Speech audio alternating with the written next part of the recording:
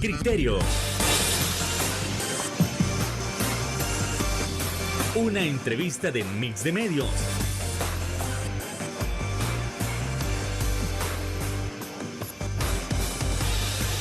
Que aborda frontalmente los problemas de El Salvador con los verdaderos protagonistas y plantea soluciones.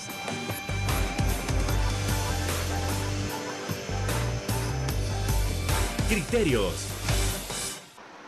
Hola, ¿qué tal? Muy buenas noches, sean todos y cada uno de ustedes bienvenidos a Criterios en este 7 de abril. Un placer que usted esté comenzando la semana con nosotros. Un privilegio que nos sintonice para poder abordar las temáticas importantes que están aconteciendo en nuestro país.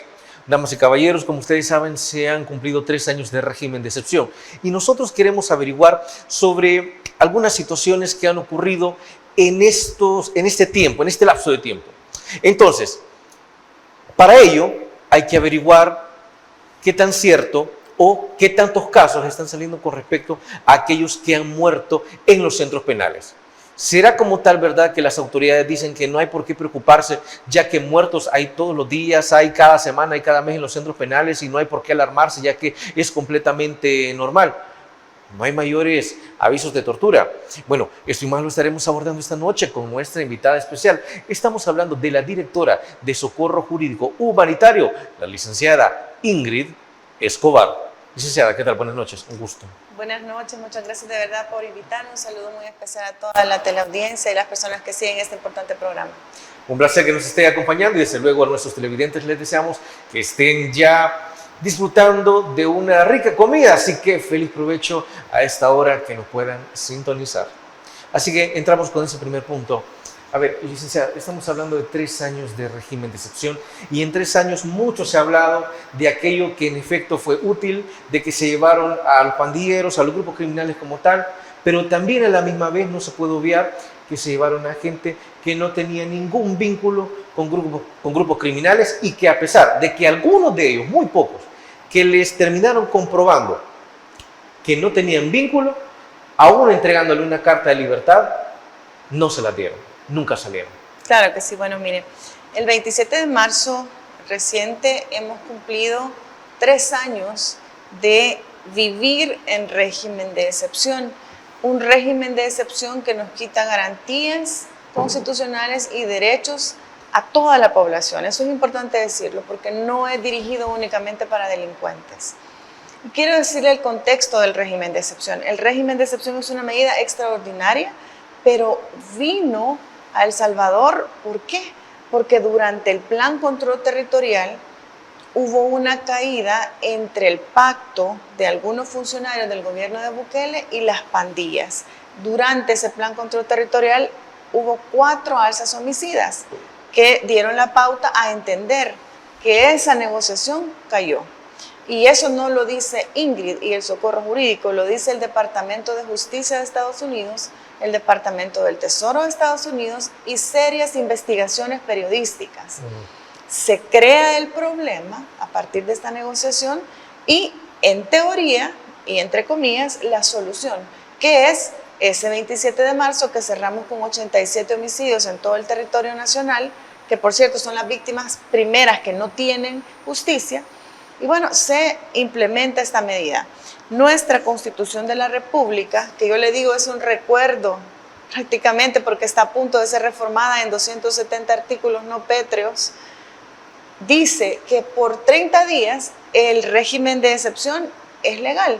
Sí hay condiciones como por ejemplo grave perturbación a la paz pública y efectivamente, y 30 días más prorrogables a 60 en total, el máximo. Sin embargo, a partir de los 60 días, donde hubo una inmensa cantidad de capturas, algunas con sí realmente de justa causa calificada, sí, pero totalmente, muchas otras que no, pero ahí terminó la legalidad. A partir del segundo mes de régimen de excepción, esto es inconstitucional y anticonvencional, es decir, viola tratados, pactos, convenios, resoluciones internacionales. Y eso, el tiempo nos va a dar la razón. Ok, pero ¿qué ha pasado en estos 3 años del régimen de excepción? ¿Han habido capturas de delincuentes? Sí, yo le puedo asegurar que hay más de 50,000 personas, salvadoreños capturados en este régimen de excepción que indudablemente tienen alguna vinculación con la estructura de la criminalidad de las pandillas, llamémosles estos homeboys, en proceso de chequeo, colaboradores voluntarios, incluso colaboradores obligados. Pero hay un 30% de estos 85.500 capturas totales que no tienen absolutamente ningún vínculo con las pandillas y sin embargo están actualmente procesados y pagando una condena injusta a lo que no deben. Mire, de estos más de 25.000 salvadoreños inocentes procesados, el mismo presidente ha reconocido que el margen de error no es del 1-2%. El mismo presidente hace 2 meses, cuando por cierto le preguntaron sobre las cifras que da el socorro jurídico, él contesta y dice, y asume una responsabilidad importante y dice, ya liberamos 8.000 personas inocentes, lo dijo en vivo en Costa Rica. Entonces eso significa que el margen de error, según sus datos, es de más del 10%, pero es mucho más, es más del 30%. Entonces, ¿qué es lo que nosotros estamos denunciando? Estamos denunciando que cuando a una persona se le detiene de manera arbitraria, aun y cuando es arbitrario, se le detiene en vías de investigación. Ellos dijeron, si no encuentran nada, en 15 días van a salir, y eso no ha pasado. Van 3 años ya. Y estas personas inocentes han sido mezcladas con delincuentes condenados por homicidios, feminicidios, secuestros, violaciones sexuales. Y esa mezcla de personas procesadas con muchos elementos de su inocencia, con criminales, ha creado una enorme cantidad de violaciones a derechos humanos en los centros penitenciarios. Cuando a una persona se le captura en vías de investigación, se le quita su derecho a la libertad, sí, porque está siendo investigado, pero no se le quitan sus derechos como, por ejemplo, el derecho fundamental a la salud, el derecho a la correcta alimentación, el derecho que una persona tiene a que se respete su integridad física, que no lo torturen, el derecho que una persona tiene a comunicarse con sus familiares, a tener defensa, un juicio justo, presunción de inocencia, pero por sobre todas las cosas, el derecho fundamental a la vida, ¿verdad? Que este es uno de los que menos se ha respetado. Y yo le voy a decir, a este momento, yo aquí traigo una cifra, quiero adelantarme, las muertes, que es lo peor que le puede pasar a una persona inocente en un centro penal, es algo pan de cada día en los centros penitenciarios. Se llaman muertes extrajudiciales por lo menos en un 40%. Y este total de muertes son más de 1.000 personas en 3 años, de las cuales nuestra organización hemos confirmado por lo menos 383 víctimas mortales. Y quiero decirle que de esta cifra, porque todos los días vamos nosotros confirmando más y más, de esta cifra de 383, 25 son mujeres, 4 son bebés que son hijos de privadas de libertad y los demás son hombres. Pero aquí viene lo grave, 383 no es nada para la cantidad de gente que ha muerto, son más de 1.000. Y lo peor es lo que no hemos vivido todavía, que se llaman juicios masivos, es lo que se viene. Mire, hay un decreto que creo que muchas personas han escuchado, sobre todo las víctimas del régimen de excepción y sus familiares, que es el decreto 803.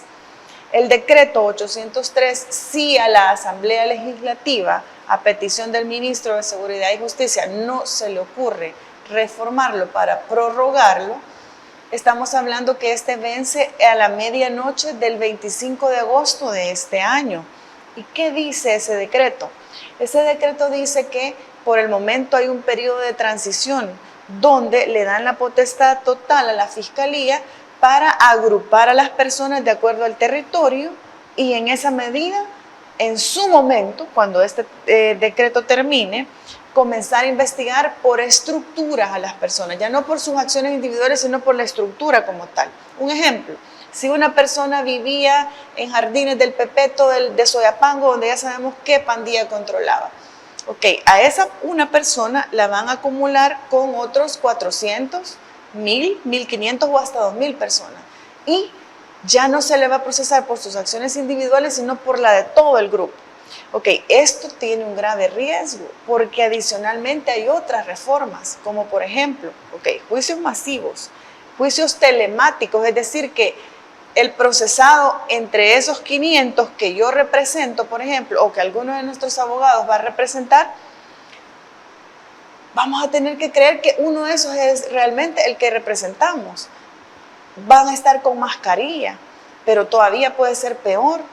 En ausencia, se puede procesar gente en ausencia. Entonces, ¿qué le quiero decir con esto? Y lo que más nos preocupa, porque son más de 1,000 muertos, que uno de los objetivos de estos juicios masivos, aparte de la incapacidad institucional, no hay institucionalidad instalada para procesar a la gente por sus acciones individuales, pero aparte de todo esto, uno de los objetivos sea ocultar estos muertos. Es decir, la jurisdicción de crimen organizado puede, con las reformas, a partir de agosto de este año, procesar y condenar personas muertas. Y mire, de esa forma, el Estado se lava las manos y aquí yo no fui.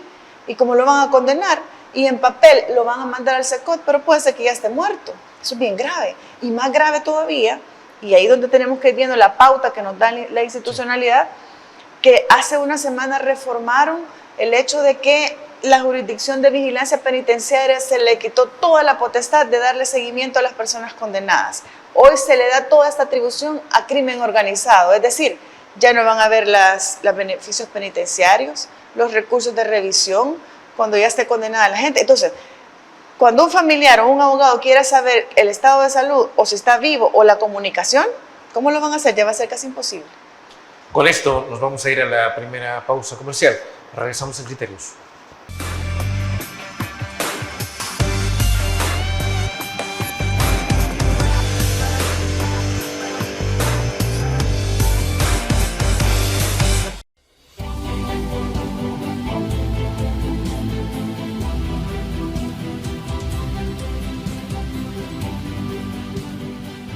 Nuestro compromiso, nuestra pasión, son algunas de las cosas que nos caracterizan como salvadoreños.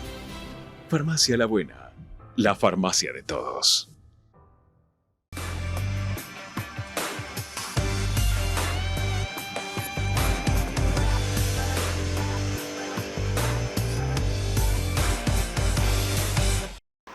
Gracias por continuar con nosotros para seguir analizando con la licenciada Ingrid Escobar el contexto de los 3 años del régimen de excepción. Ahora, algo que se está hablando es que se acercan los denominados juicios masivos. Ya no se va a poder individualizar como tal a una persona para investigarla o condenarla, sino que también va a pagar por lo que hicieron los demás. ¿Qué consecuencias habría a futuro? Ya se tocaron algunas de ellas, pero ¿habrá más? Claro que sí, mire, en principio tenemos que recordar que los jueces que van a estar en estos juicios masivos no son jueces naturales, porque esa es otra de las reformas durante estos 3 años del régimen. Allá el 29 de marzo de 2022 amanecimos con la noticia de los jueces sin rostro, es decir, jueces que no tienen absolutamente ninguna independencia, no hay independencia. Y en ese sentido nosotros hemos identificado que la gran mayoría de jueces sin rostro son ex fiscales que han llegado a esos puestos con el sello de culpar, y por eso es que a toda la gente le ponen en la audiencia inicial la medida de detención provisional que ya va para 3 años. Ok, se vienen los juicios masivos. El 25 de agosto a la medianoche de este año termina el decreto 803.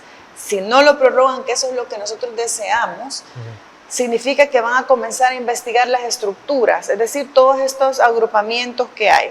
Si a una persona, yo le voy a dar el ejemplo de un compañero de nosotros, Giovanni Antonio Aguirre López, un sindicalista que estando en el Tribunal Primero contra el Crimen Organizado, le dieron 3 órdenes judiciales de libertad y ahora mismo está en el SECOT. No sé qué está haciendo en el SECOT porque él no es pandillero, pero ¿qué le quiero decir? A él lo han agrupado con 60 personas. Ok, el día de ese juicio, a él le van a acumular las acciones individuales que no son más que una llamada anónima que no se ha sabido probar, pero además de 59 otras personas más. Y si dentro de esos 59 indudablemente va a haber más de algún pandillero, homicidios, violaciones, secuestros, entonces, le van a acumular porque van a procesar la estructura. Imagínense qué grave. ¿Cuáles son las consecuencias entonces? Y aquí se lo voy a decir claro. las consecuencias serán que así como han capturado de manera masiva personas inocentes, porque ya el mismo presidente dijo, 8,000 dijo él, y son muchos más, así también van a condenar justos por pecadores, por tal de no aceptar, en este caso, el error de que por las cuotas que le impusieron a la policía y los militares al inicio del régimen, se han llevado muchas personas inocentes. ¿Y esto qué significa?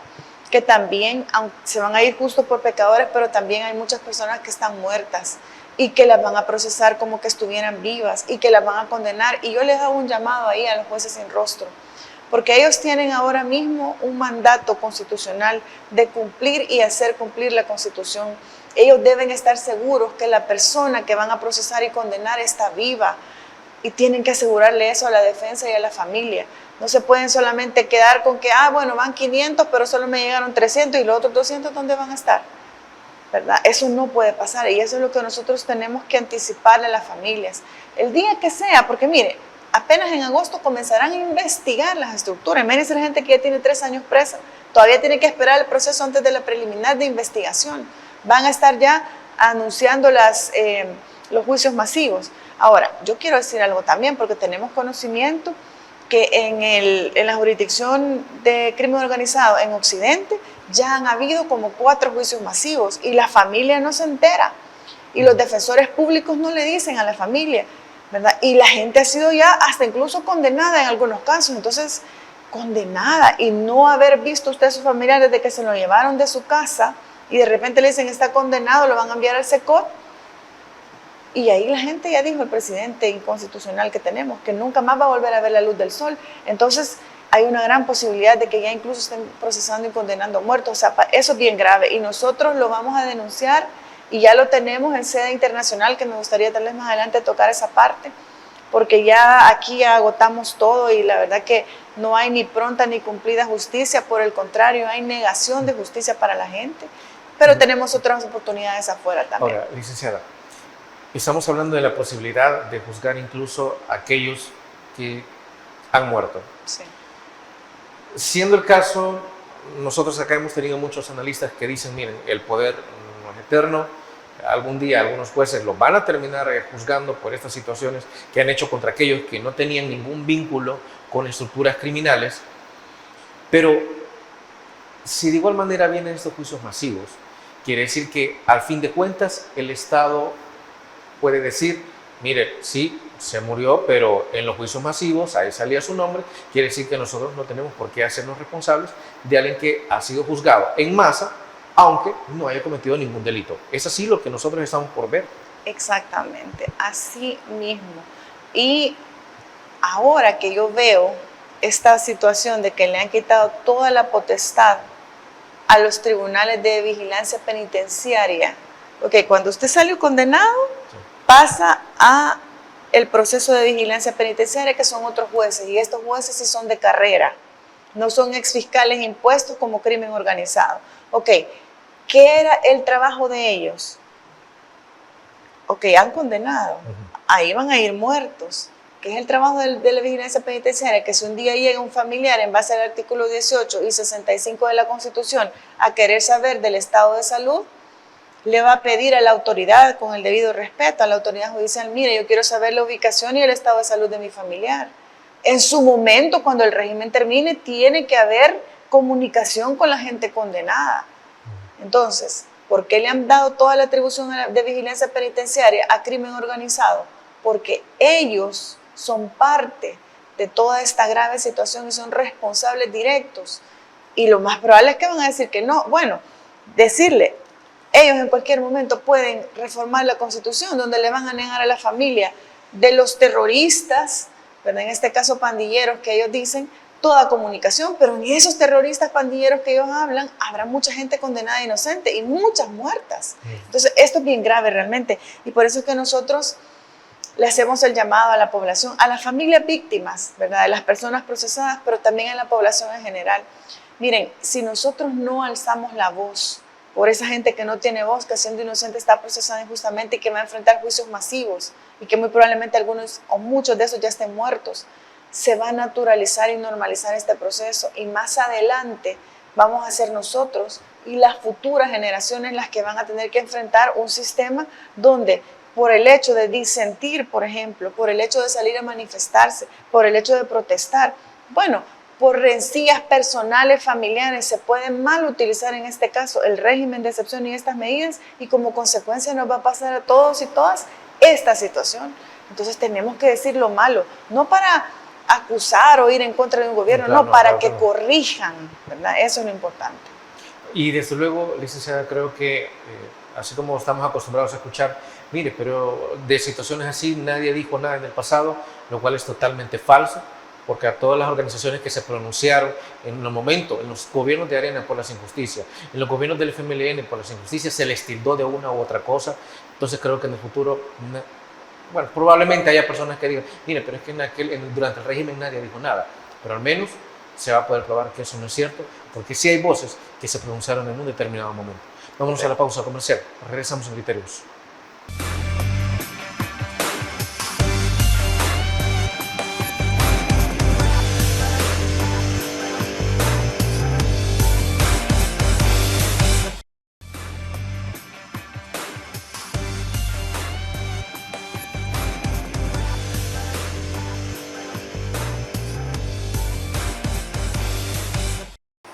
Un honor que usted continúe con nosotros siempre en el abordaje de los 3 años de régimen de excepción.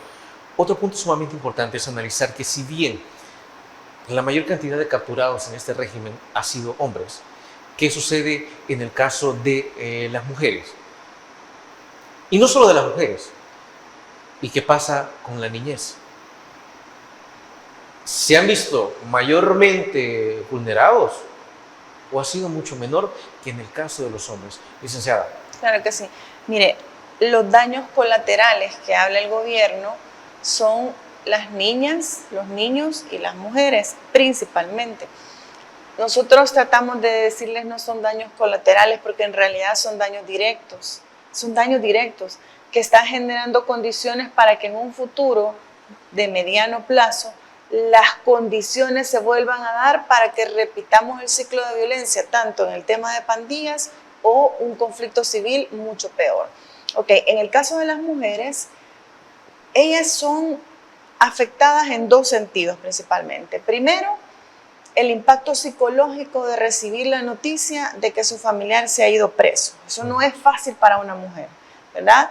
Sea o no delincuente la persona que se han llevado, eso lo va a determinar el proceso, pero la mujer como tal no necesariamente, ¿verdad?, está vinculada. Y ya no digamos, y voy a hablar específicamente de las mujeres que son familiares de personas inocentes, que son miles, la afectación psicológica es grande.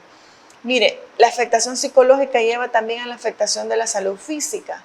Muchas mamás ya murieron y no van a poder ver a su hijo libre, porque fue tal la tristeza, la baja en la inmunidad, el impacto que adquirieron enfermedades y están muertas. Depresiones severas, suicidios, entre otros. Ok, pero también el impacto económico. Mire, en economía se habla de este trabajo no remunerado que hacemos las mujeres y se lo hablo como mamá. Yo tengo mi trabajo, ¿verdad?, para salir adelante en la vida, pero todas tenemos un trabajo no remunerado que es la maternidad, el 24/7. Ese ya es una carga que tienen las mujeres, pero ahora a esa carga que no es remunerada, pero sí es un trabajo, se le suma la carga de la economía familiar que antes llevaba papá o la persona procesada, pero además un extra que es la incapacidad del gobierno de darle a la gente procesada la correcta alimentación, la ropa y los implementos de higiene. Es decir, es un paquete que la gente mensualmente tiene que llevar, que más o menos anda por los $100. Pero yo a la gente les recomiendo que meta el de 50 porque incluso ahí hay una gran corrupción en centros penales que solo la mitad les dan y la otra mitad no sabe para dónde va. Entonces, esos son los 2 impactos psicológicos, físicos en la salud, pero también económicos, en el caso de las mujeres. Los niños y las niñas, miren, son más de 100,000 niños y niñas en carácter de abandono de parte de papá o mamá, porque se los han llevado, pero también de abandono del Estado. Mire, estos niños y niñas tienen graves afectaciones. Hay deserción escolar, depresión, suicidio, cambios de conducta, porque los niños de alguna manera tienen que reflejar lo que están viviendo. están creciendo actualmente los niños y niñas sin ese apoyo integral del Estado. El Estado debe intervenir esos 100,000 niños y niñas. ¿En qué sentido? Que ellos comprendan, ok, mi papá y mi mamá están procesados por esta razón, pero no les explican cómo están los niños y niñas creciendo actualmente. Odiando al policía y al militar que le botó la puerta de su casa, que golpeó a mamá y papá y que se los ha llevado. ¿Qué es lo que va creciendo en los niños a partir del tiempo que va pasando? Esa desidia, ese odio contra los cuerpos de seguridad y la pobreza extrema agudizada en este gobierno que ha crecido en más del 5%, y no lo digo yo, lo dicen los estudios de ellos mismos en los portales, que abarca estos niños y niñas. ¿Qué es lo que genera? Ahora mismo desintegración familiar, crisis enorme de pobreza, falta de educación, de acceso a la salud, crecimiento con una situación emocional y psicológica muy mal. Entonces, exactamente un caldo de cultivo para que en un corto o mediano plazo estemos repitiendo el ciclo de violencia en la sociedad, o mucho peor, un conflicto civil más grave. Licenciada, entonces estamos hablando de que no se aprendió nada del final del conflicto armado. ¿Desde qué perspectiva?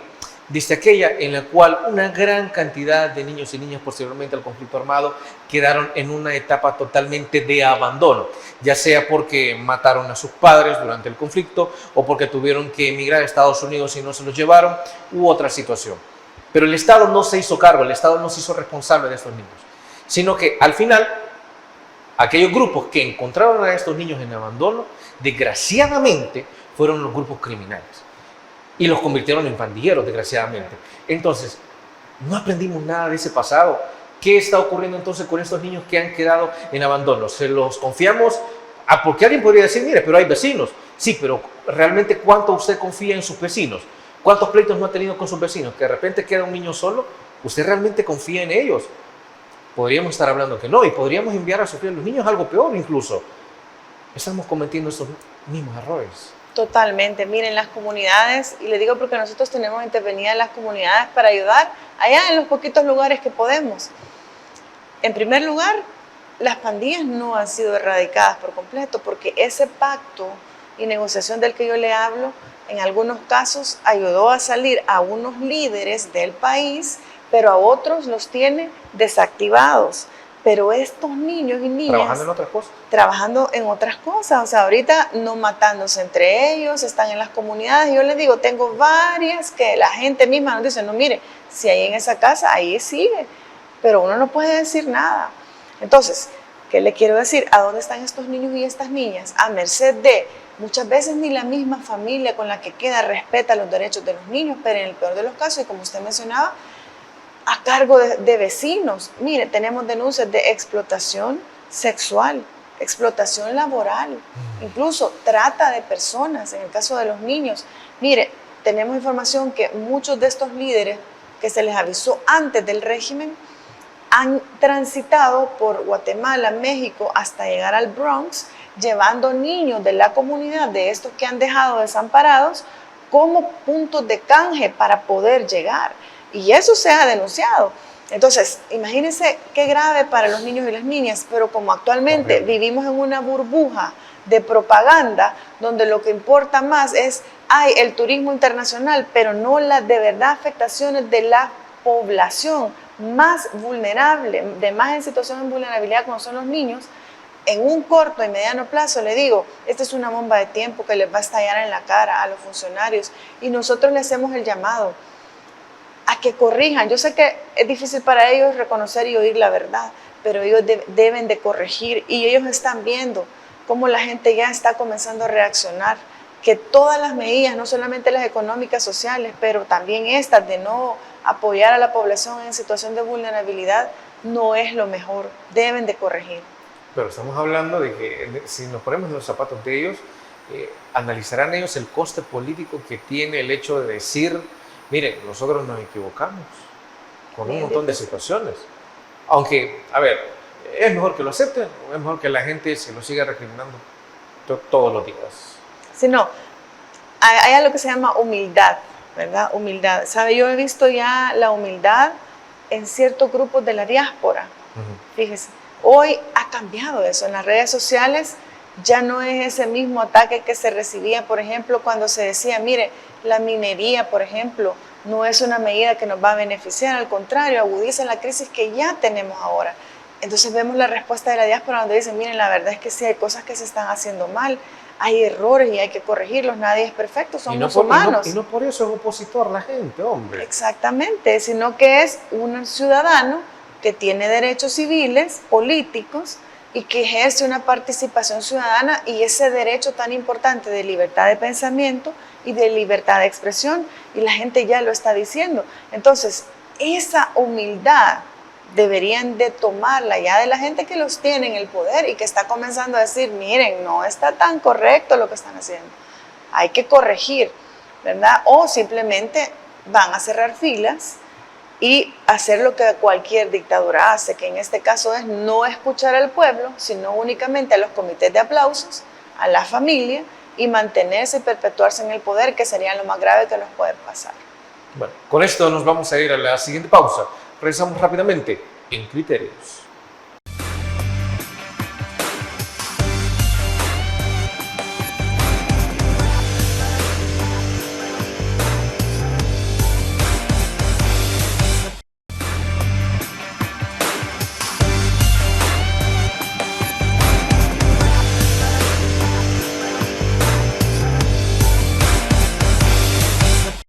Gracias por continuar con nosotros. Y es que ahora, siempre en el contexto o en el marco del régimen de excepción, hay que analizar la situación específica del SECOT. A ver, inicialmente el SECOT se construyó en tiempo récord, 7 meses aproximadamente. Se mencionó que cabían 40.000 personas ahí. Pero ahora, con el hecho de haber ofrecido el SECOT para que se trasladaran a miembros del Tren de Aragua, que ya se comprobó que de las 238 personas, únicamente 11 son comprobadas del Tren de Aragua y las demás personas simplemente tienen una situación de estatus ilegal, o la tenían en Estados Unidos. Estamos hablando de que en el SECOT la cantidad de violaciones a los derechos es mucho mayor de lo esperado. Y suponiendo que no sea así, o suponiendo que así sea, bueno, vale la pena hacerlo por $6 millones, por favor. Claro que sí. Bueno, mire, en principio tenemos que recordar que el Centro de Confinamiento contra el Terrorismo SECOT, que a usted y a mí y a todas las personas que nos ven en el territorio nacional e internacional nos costó $135 millones, que no sabemos a quién se le otorgó esa contratación directa, ¿verdad? Porque esa es una parte de lo que hoy tenemos régimen de excepción para ocultar la corrupción, pero partiendo de que hay una nebulosa desde incluso la construcción de este centro penal que está afectando muchas poblaciones, también tenemos que decir que como sea, este centro penitenciario fue creado para pandilleros condenados, de los procesados durante el régimen, pero desde ahí comenzamos mal, porque lo que se ha hecho en este centro penal donde caben 40.000 personas es ir a sacar de Zacatrás, de Izalco, de Mariona, a pandilleros condenados por allá 100, 200 años, y los han ido a colocar al SECOT. Estamos hablando de 14.000 por lo menos. Hay 500 personas que ciertamente vienen de régimen y están siendo procesadas, no condenadas, y están ahí. Nosotros, por ejemplo, tenemos 3 que son inocentes y que tenemos que sacar de ese centro porque ahí solo es para pandilleros. Ok, ahora la pregunta es, hay 85.500 personas adultas procesadas esperando una condena o una absolución. Ok, ellos dicen que son todos pandilleros. Entonces yo me pregunto, si solo caben 40.000 en el SECOT, ¿a dónde van a meter estos 85.500 que tienen completamente hacinadas los centros penales y que por eso mucha gente se ha muerto? Si incluso estamos ya alquilando en una situación completamente ilegal y anticonvencional el SECOT para que deporten personas de Estados Unidos y las lleven ahí. O sea, es bien incoherente, ilógico, pero además de eso, yo le voy a decir, completamente ilegal. Mire, estas personas de Venezuela, pero ya dijeron que pueden ser de cualquier otro país, incluidos salvadoreños, donde la gran mayoría se ha evidenciado por información de los mismos abogados pro bono de Estados Unidos, son personas inocentes, la gran mayoría. Es decir, estar irregular en Estados Unidos no es un delito. La migración como tal no es un delito, al contrario, es un derecho, sobre todo si se busca refugio, apoyo, asilo, porque venimos de condiciones de pobreza o de criminalidad de otros países. Ok, tomando en cuenta eso, no es delito. ¿Qué es lo que se debió hacer? De ese país, Estados Unidos, de origen, pasar y llevar a la gente a sus países de origen como tal, de Estados Unidos a su país de origen, pero no. Hoy tenemos un emprendimiento en El Salvador, $6 millones para 238 personas y entiendo que hay 101 más. Dígame, eso se llama y tiene un nombre y es trata de personas y el Estado de El Salvador lo está cometiendo. Yo ahí le haría un llamado a las autoridades de Estados Unidos. Yo entiendo que ellos quieren mejorar su economía, por supuesto lo entiendo, que ellos quieren detener la migración irregular y tienen derecho, pero también yo les hago un llamado a que vean con quiénes están negociando, con quiénes están hablando, porque en este caso el gobierno de Bukele ha pactado con delincuentes que han cometido delitos en Estados Unidos, entonces la negociación no va a terminar bien. Y en el caso nuestro, el llamado para el Estado de El Salvador y sus agentes, comenzando por Nayib Bukele. Las demandas que se le vienen a nuestro país son incontables. Y el problema es que no solamente es el Estado o Bukele, no, es contra todos. Nos estamos metiendo en serios problemas jurídicos internacionales. Por supuesto. Mire, la Convención Interamericana para el Cumplimiento de Penas, por ejemplo, ¿qué es lo que dice de un extranjero? Bien. Que exista sentencia firme, no hay nada. Que la persona sentenciada sea nacional o del Estado receptor, no, no es así, son venezolanos. Que el sentenciado consienta el traslado, no ha sido así. Que el hecho que llevó a la condena sea también delito en el Estado receptor, no. Mire, El Salvador, no tenemos la más mínima jurisdicción sobre los venezolanos. Y en el caso de los salvadoreños, bueno, un inocente que incluso completamente protegido por un tratado en Estados Unidos y ahorita lo han enviado al SECOT, mezclado con delincuentes que hasta lo pueden matar. Esto es grave y se vienen enormes cantidades de demandas internacionales donde nos van a sancionar, meter en los países más violadores de derechos humanos, cortar préstamos y muy probablemente en su momento el proceso penal en contra de las personas y agentes de Estado que han permitido esta situación en El Salvador. Esto lo podríamos esperar a muy largo plazo. No. Una sentencia contra el Estado. No, yo no lo veo a muy largo plazo, yo lo veo a mediano plazo y se lo digo porque, bueno, hace poco Duterte, un expresidente, la situación fue cometida en 2017 cuando hubo crímenes de lesa humanidad, el delito era ir contra el narcotráfico, pero se llevaron justos por pecadores y se cometieron crímenes de lesa humanidad. La Corte Penal Internacional, de oficio, puede iniciar perfectamente un proceso en contra del Estado y los agentes en cualquier momento. Entonces ahora lo que tenemos que hacer, en este caso las organizaciones de sociedad civil, es documentar y enviar ante estos organismos internacionales la situación para que tal vez el fiscal pueda abrir un proceso o también un Estado lo puede pedir. Entonces yo le digo, yo espero que se preparen, ¿verdad?, con defensa para el Estado, porque esto lo que han hecho no es fácil y yo entiendo que se sienten muy empoderados, endiosados, ¿verdad? Tienen el poder total en el país. Aquí no me extraña, aquí estamos acostumbrados a que se desobedezcan mandatos judiciales, pero no es lo mismo hablar de la Administración de Justicia de Estados Unidos, no es lo mismo hablar de los sistemas de protección de derechos humanos regionales y universal. Eso es otra cosa. Yo creo que ellos no han medido el alcance de sus acciones y las consecuencias de las mismas. ¿Qué ocurre en el caso de aquellas personas, digamos como usted, licenciada, que continúan denunciando estos atropellos, pero que poco a poco pareciera que les están comenzando a perseguir, las amenazas pareciera que están comenzando a aumentar? ¿Será que como tal ya se les está amenazando con el mismo régimen de excepción a ustedes? Indudablemente, mire, la amenaza es concreta. De hecho, tenemos más de 70 compañeros, entre ellos sindicalistas, activistas sociales, defensores de derechos humanos en general, que han ido a parar a las cárceles de Bukele. Muchos de estos están adentro ahorita, otros están desaparecidos, ya tenemos 2 sindicalistas muertos. Entonces, ellos nos están tratando de cerrar todos los caminos, todas las posibilidades. De hecho, hay organizaciones que ya no pueden regresar sus directivos principales o sus vocerías principales porque tienen orden de captura. Entonces, eso es un hecho, ¿verdad? pero yo les recuerdo a los funcionarios, ellos tienen ahorita todo el poder punitivo del Estado para poder neutralizar defensores de derechos humanos.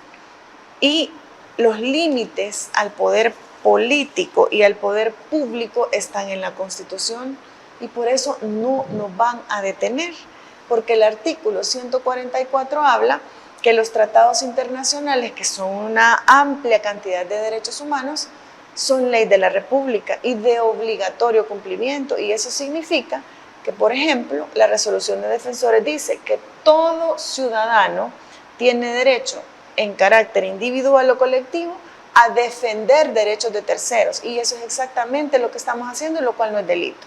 Así que nosotros el llamado es ni un paso atrás, y aunque sea con miedo, que no nos neutralice, sigamos adelante. Con eso nos vamos a la última pausa. Regresamos en Criterios.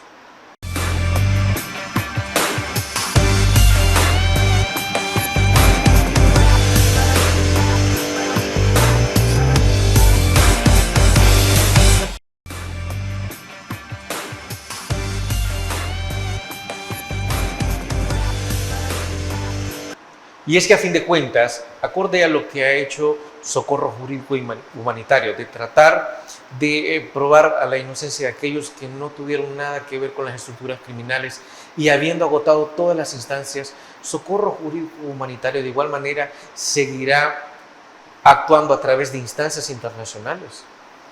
Claro que sí, mire, nosotros actualmente tenemos agotada la sede nacional, completamente agotada. Le voy a dar un ejemplo. Mañana, ya que le doy la primicia, tenemos una conferencia de prensa donde vamos a denunciar de manera formal, pública y notoria a el director general de Centros Penales Osiris Luna, pero también al director del Centro Penal de Izalco. ¿Por qué? Hemos hecho todo. Bueno, es más, el juez sin rostro de este caso, de un joven con VIH desde su nacimiento y también defensor de derechos humanos que ha sido declarado inocente, que debe de salir, hay una orden judicial, no se acata. Entonces, hemos agotado todo. Mañana vamos a terminar el agotamiento de la sede nacional. ¿Y qué se nos viene? La sede internacional. Vámonos a Naciones Unidas, a los distintos mandatos, ¿verdad? Tanto de desaparición forzada, de detención arbitraria, de muertes extrajudiciales, pero también al Sistema Interamericano de Derechos Humanos, donde somos parte. Mientras El Salvador no se salga de estos sistemas de protección, están obligados, en este caso los agentes de Estado y el Estado en general, a cumplir los derechos de las personas, a respetarlos, a repararlos y que no se repitan. Entonces, esa es nuestra lucha y vamos a seguir adelante hasta las últimas consecuencias. Licenciada, se nos ha terminado el tiempo, pero ha sido un placer haberlo tenido esta noche con nosotros para abordar el tema de los 3 años de régimen de excepción y de aquellas cosas que en efecto hay que arreglar, reparar o por las que hay que hacer justicia. Y esperamos tenerla próximamente, licenciada. Como no, yo estoy muy agradecida por la invitación. Un saludo a toda su teleaudiencia. Encantado. Amigos y amigas televidentes, gracias por habernos sintonizado una vez más. Como siempre, recuerde, el criterio más importante, a favor o en contra, pues lo tiene usted. Descanse. Feliz noche. Criterios. Una entrevista de Mix de Medios.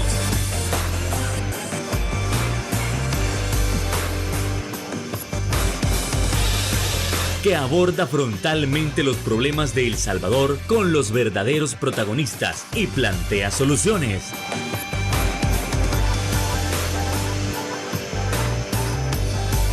Criterios.